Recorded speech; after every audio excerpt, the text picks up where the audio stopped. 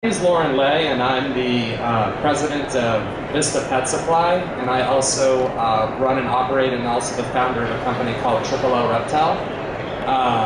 My back history, I've been in reptiles for just a little over 20 years in terms of the business, and 30 years as a hobbyist.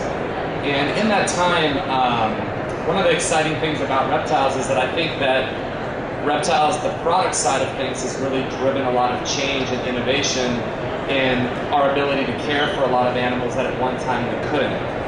And I thought it would be a good focus to kind of switch around and look at a little bit of the cool innovation that there is with some reptile products, but more so ways that you can use these products to not only better care for the animals that we currently already possibly own or have in our stores, but also what we can do as we learn more and create better and better and better products. One of the analogies I always like to look at is like foods. You look at how the dog and cat foods constantly are shifting and changing from wet to dry to limited ingredient back to dry. The technology is always moving and is moving quite quickly. But what's interesting with the reptile side of things is that everything with reptile that's not furry just gets drummed into reptile. If it's a spider, it's a reptile. If it's a turtle or tortoise, it's still just considered a reptile. And that kind of creates a challenge for people that breed like ourselves or keep animals, or the people that are making the products, because we're truly trying to make products that we can sell for turtles, but at the same time we're dealing with maybe 5,000 different kinds of turtles from different parts of the world and different kind of requirements. So as we've made these changes and found out these great ideas and have dialed this in, we're now today more than any time before breeding and maintaining animals that at one time were deemed absolutely impossible. And one of the animals I'm going to touch on in my talk today is going to be chameleons.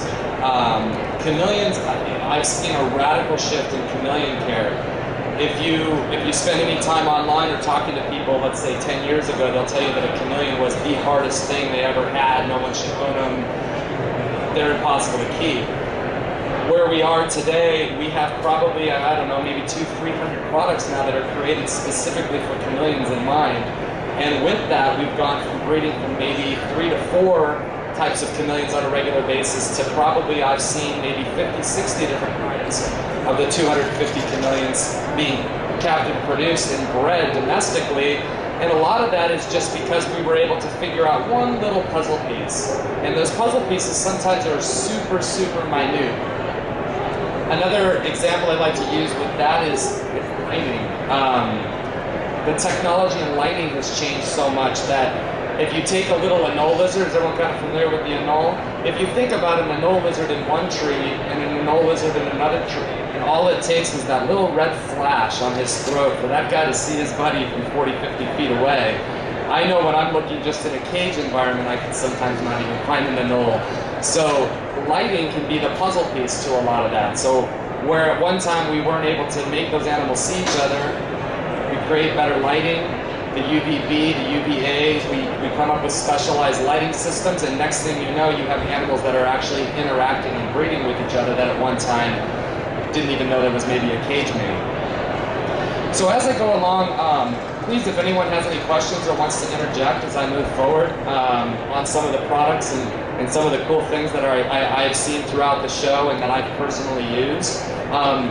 If you have any specific questions on more what can that product be used for, or what animal is it kind of intended for, I kind of brought as an example, you know, a lot of people in their stores will put these on the floor and they'll consider it a chameleon cage. It's marketed as a chameleon cage, but in the reptile hobby, it's amazing what uses it's actually being used for. One of those that I've seen that I recently saw a friend of mine set up was for green tree pythons. You might ask yourself, well, what about moisture? Well, one of the cool things that ZooMed did is they added this acrylic window to the front. And if you use the misting systems or other kind of water systems that are available today, you can actually not only rain this animal, but now they've actually included a tray, which if you have an opportunity to see it, it's a pretty cool feature. So the tray on the bottom will actually utilize it'll break the water down. You can actually use it for standing water, which I've seen people use. So what, again, was intended for one thing now could actually be crossed over into another use. So talking about some of the products, the first place I'm going to start is in the food category, because I think in foods, that has been a huge plus. The nutrition that we've been able to provide for animals, for reptiles specifically in the last 5 years, has just grown immensely. One of the things that we work a lot with are the different kinds of food options. For years, crickets were always the go-to for reptiles.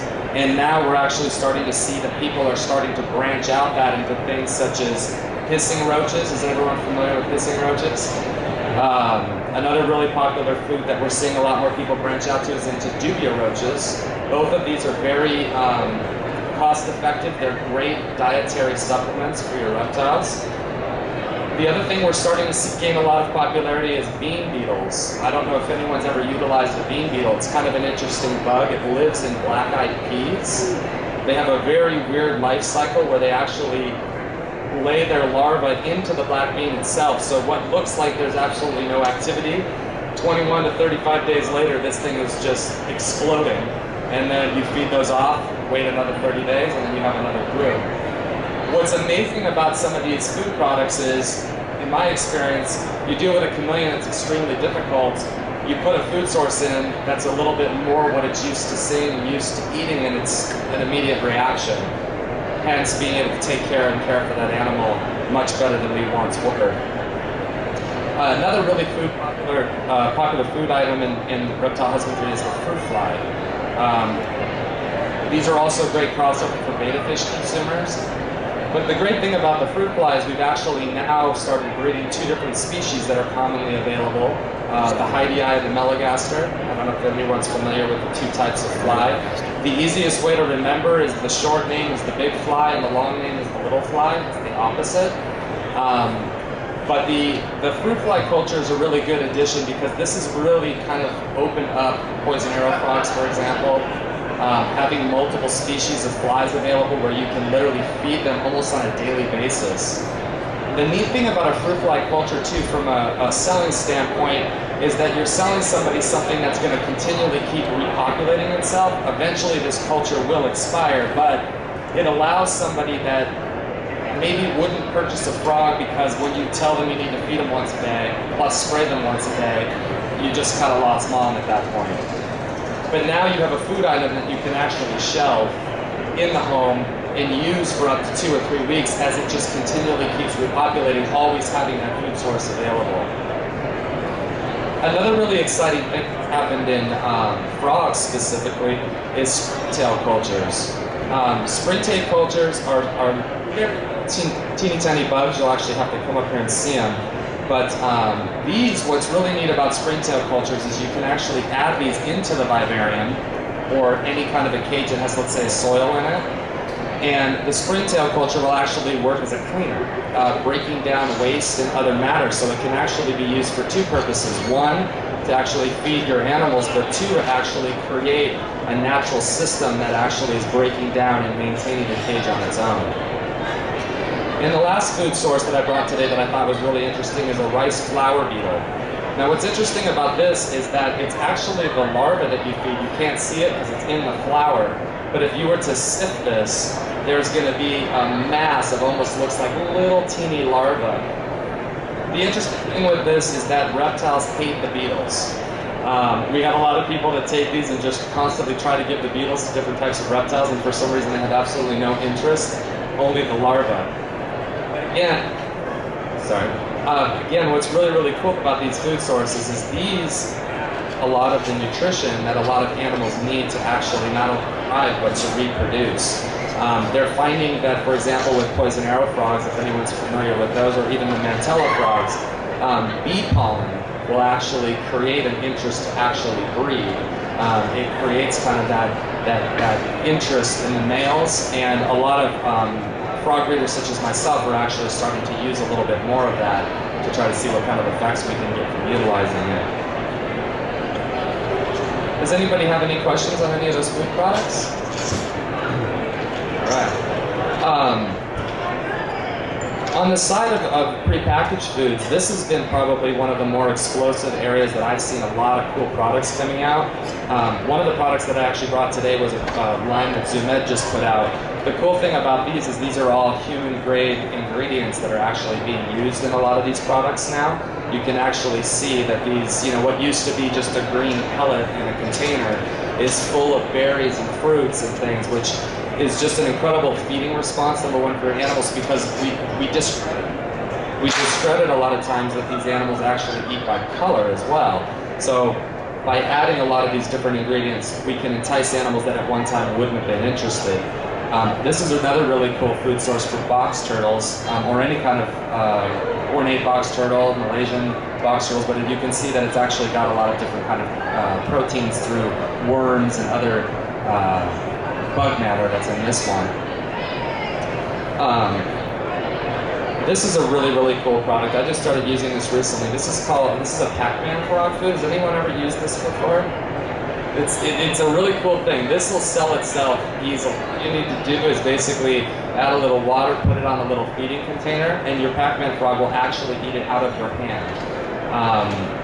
One of the biggest drawbacks that we find with the frogs is as soon as you tell mom they have to feed mice, or as they get larger, the interaction between them and their amphibian, or mom just saying, no way, I'm never doing mice. That seems to be like the buzzkill for a lot of these reptiles for parents. It's cool to have these alternative foods, but it's really kind of, for me, I think it's cool because it's the gateway to allowing us to interact with reptiles in a way we once didn't. We very easily are accustomed to just throwing food items in there, spraying our cages, and that's about the end of it. Now we're starting to get to the point where we're actually taking the time to feed and interact with animals, and a lot of these products are allowing us to do that. The other neat thing that's we're seeing a little bit more is as foods start to get off into different directions. Bloodworms, the Canis cyclops, things that are very, very out of the box. Is anyone familiar with a caiman lizard? Kind of an interesting lizard. They eat mainly things, they live in water, they're kind of like a swampy type environment. I've never seen an animal go for something as quickly as when we utilize these the first time. It's an absolutely amazing product. Again, the interesting thing is it's packaged for fish, but on the reptile consumer side, we've seen people feeding this to salamanders, newts, turtles, like I said, the caiman lizards. There's other snail-type eating animals that will actually also eat this. And we've also seen things, people utilizing this to scent other food items to also feed them without using the actual Canis cyclops.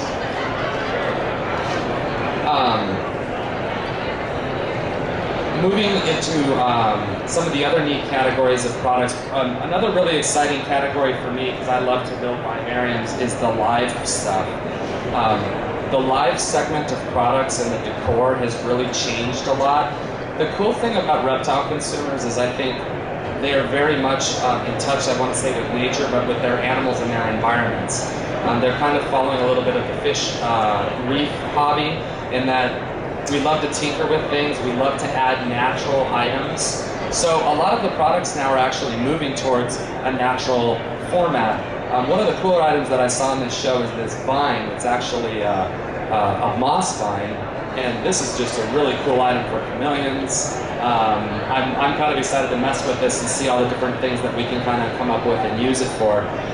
But it's nice that it's adding a natural element back into the cage environment. Another really cool product that I saw was this moss already attached to the wood. What an incredible background you could make if you were to use something like this in a frog cage or any kind of a tropical animal environment. And along with that, there are a lot of uses for products that are not live and real, and we can do a lot of that with cages such as this. By adding different depths and elements to the environment, we can create a really cool landscape by using a lot of the stuff that is available. This is a pretty cool page with the lighting. So moving into lighting, actually, lighting is really been radical with reptile products. A lot of changes in not only the different intensities of the lights we've used.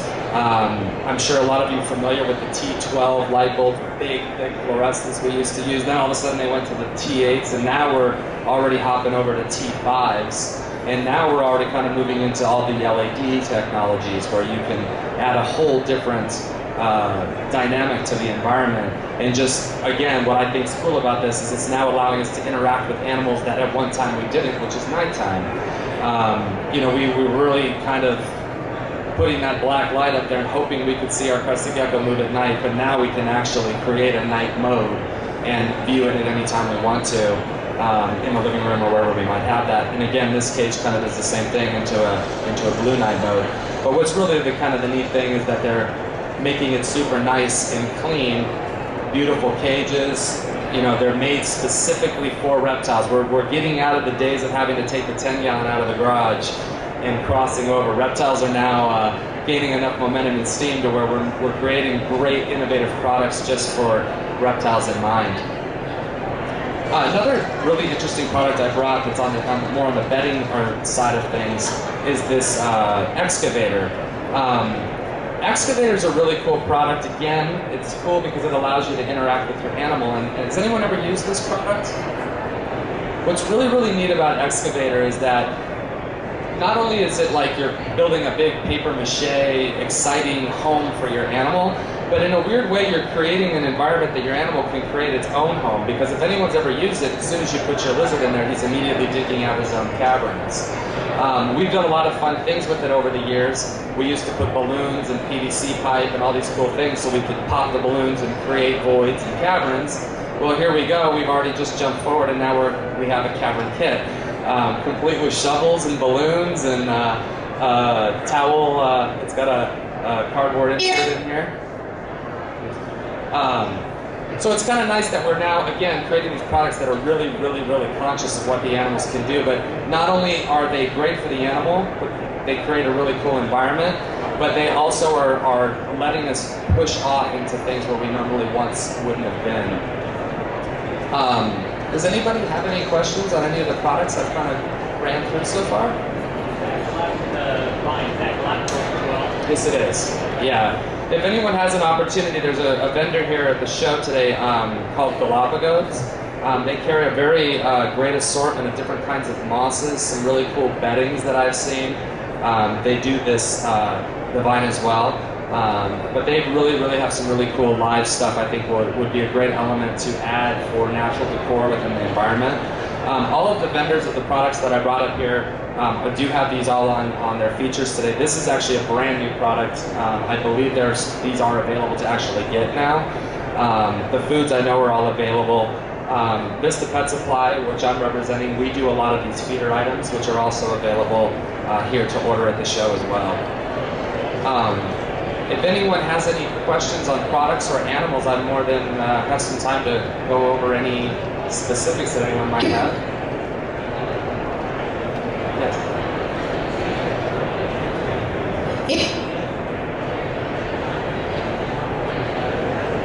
So this is a really good question. So the one thing that I do see is, you know, this cage, for example, if you look at the logistics of cleaning it, yeah, it's going to be extremely difficult. It is designed for specific animals in mind. It's going to be very difficult to put heat on it, for example, putting a basking light on it. So it is definitely made specifically for certain animals in mind, maybe a frog environment. Bugs are starting to get very popular. I've seen a lot of people use these for spiders because it's a small amount, and it's got the red light, which spiders, you know, they will live under or the black light, I'm sorry.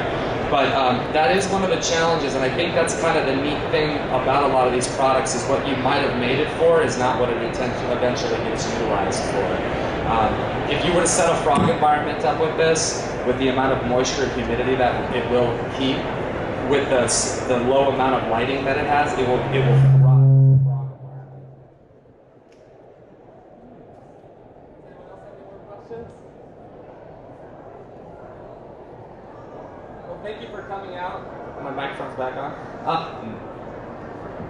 Thank you for coming out and hearing us talk about the new products. And if you have any reptile questions or how a lot of this stuff can be utilized for reptiles, I'm actually working in River Alley. We have some animals on display.